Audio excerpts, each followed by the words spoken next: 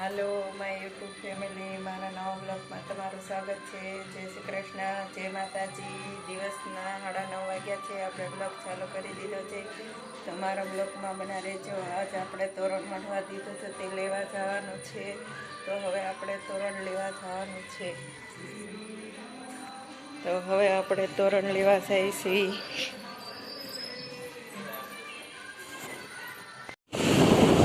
આપણે સર્કલ એની અંદર જવાનું છે.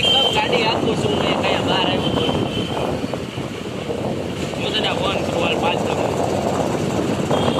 આ બાજુ આપણે તોરણ લેવા જવાનું છે. ખાસા ગલી માટે આપણે જવાનું છે.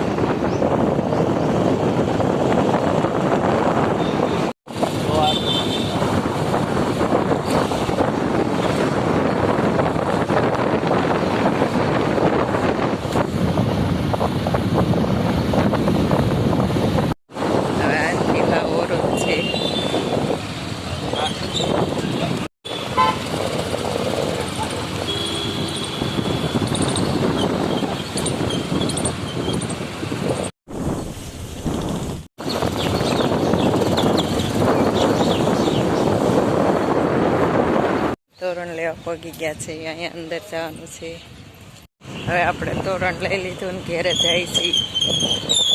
અહીંયા બતાવ છે.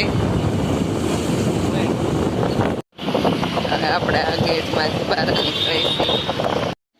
આપણે તોરણ લેવા ગયા હતા. તોરણ લઈને આવ્યા છે અને મઢાઈ ગયું છે. આવો આપણે મઢ્યું છે એને. આવું તોરણ મઢ્યું છે અને આવી 12 હાકું મઢી છે. આ બાજુ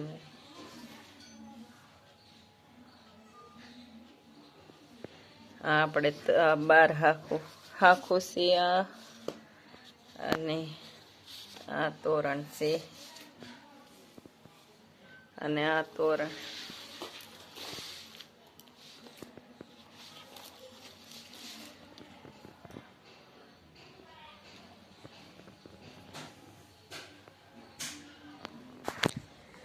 આપણે તોરણ મઢાવા દીધું હતું તે લેવા અત્યારમાં ગયા હતા. આપણે લઈને આવ્યા છે અને આપણે મઢાઈને આવી ગયું છે. અને મઢવાના આપણે 325 લીધા હતા. તો આપણે 325 આપ્યા મઢવાના. અને હવે તોરણ આપણે લઈને આવ્યા છે. તો હવે આપણે તોરણ લઈને આવ્યા છે. જોઈ શકો છો કેવું સરસ આથી ગોટીનું તોરણ છે. અને મઢાઈને તૈયાર થઈ ગયું છે. અને આવા આપણે લટકણની ઉપાડેલું છે.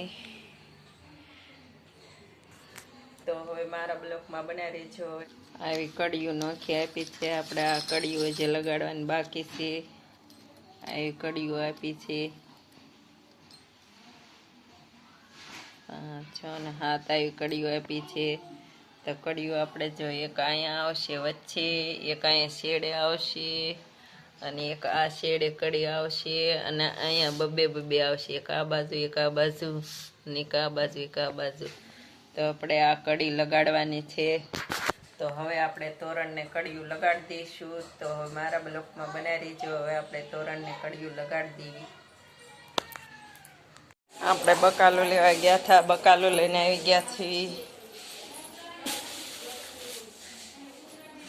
આપણે બકાલું લેવા ગયા હતા. બકાલું લઈને આવી ગયા છીએ. 11 વાગી ગયા છે. હવે આપણે રસોઈ બનાવવાની છે. તો આપણે રસોઈ બનાવવા મળીએ.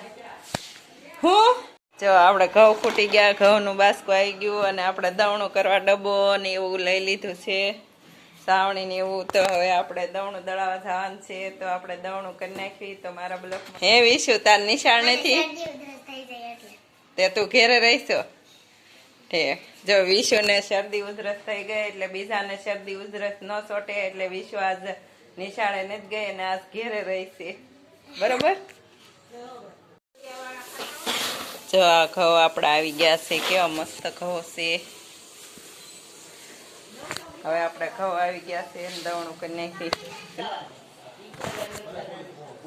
આપણે હવે છે ને વાળું પાડી કરી લીધા છે. વાસણ ઉટકાઈ ગયા છે. અને આપણે કેદુનું જાવું છું ઘુઘરિયા મેલડીમાં નો હુકમ થશે તો આપણે જઈશું ત્યાં મંદિરે દર્શન કરવા.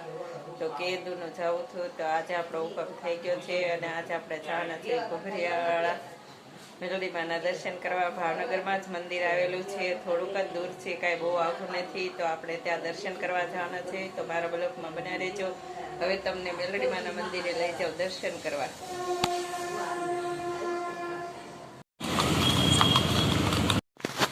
આપણે ઘોઘરિયાળા મેલડીમાન મંદિરે પહોંચી ગયા છે. મેલડીમાના દર્શન કરી લ્યો. આ મેલડીમાં છે. પડખે આણપા એરો ને કાસડી છે. આ બાજુ મોટો જબરો એરો છે.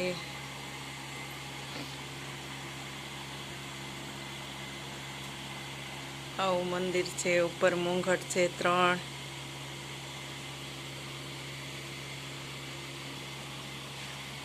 હેઠે આવું બોર્ડ છે.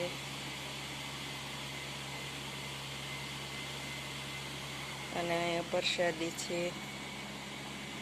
અહીંયા મેલડીમાનું છે. આ બાજુનું ઘર છે. આ બાજુ શું ફોટો છે.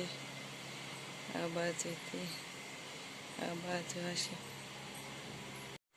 આપણે મેલડીમાના દર્શન કરી લીધા છે અને હવે આપણે દર્શન કરીને બહાર જાય છે. ઘોઘરિયાળા મેલડીમાં છે અને આપણે દર્શન કર્યા છે. તો મારા બ્લોગમાં બન્યા રહેજો.